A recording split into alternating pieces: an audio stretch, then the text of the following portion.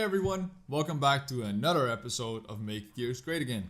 This video will be about what you can learn to keep track of spawning in Gears of War.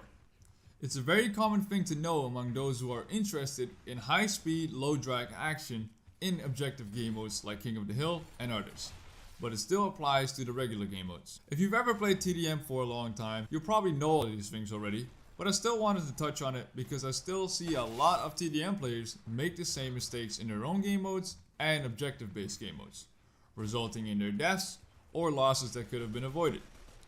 So Dutch, what's the secret? I've always said the enemy will spawn where you or your team aren't standing or looking. And most of the time this is true, but Gears of War has different dynamics while actually playing that can adjust on the fly, sometimes spawning both teams right next to each other. Okay Dutch, then how can you control this or anticipate this? Besides the obvious message that shows that the team has swapped spawns in the top, this is usually too late to readjust because these messages often show up as the team spawns or after. Most like TDM and Guardian have set boundaries that cause instant spawn swaps. This is usually when you cross an invisible line right outside the spawn. From my experience, it's about the same in every map and tends to be around the place you lose your spawn protection. Chances are large if you're an avid TDM player that you've either spawn camped or been spawn camped because of this little trick, easily losing or winning games. King of the Hill and ring based game modes are different. Depending what game mode you're really playing, it can have several spawn areas or just specific spots. These can change depending on the map size as well.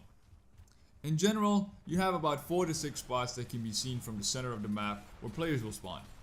But the difficult part of this is being able to control the pace of the game while you're protecting the ring or attacking the ring.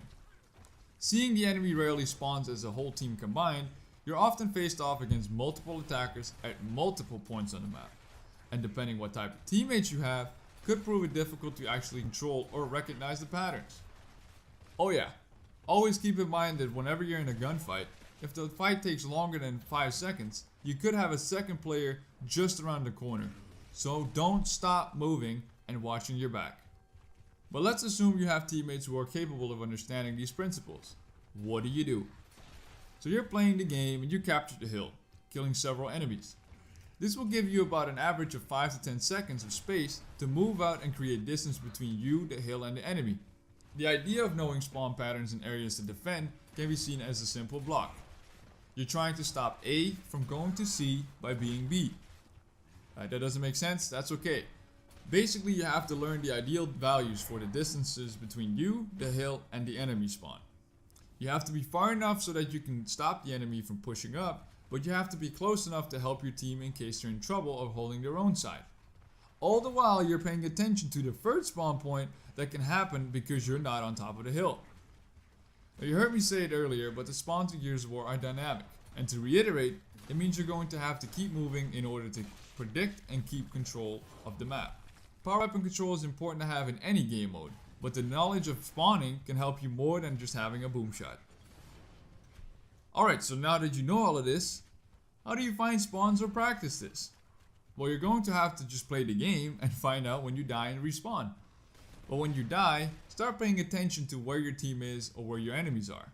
Some of these spawn points also work in Horde, which allow you to practice rotating around the map and figuring out how to do all of this under pressure of constant gunfire. So that's it for this video. I hope it's cleared up a few misconceptions about spawning and help you find your weak spots. And if it did, please leave a like and share the video. As always, thank you for watching and I'll see you in the next one.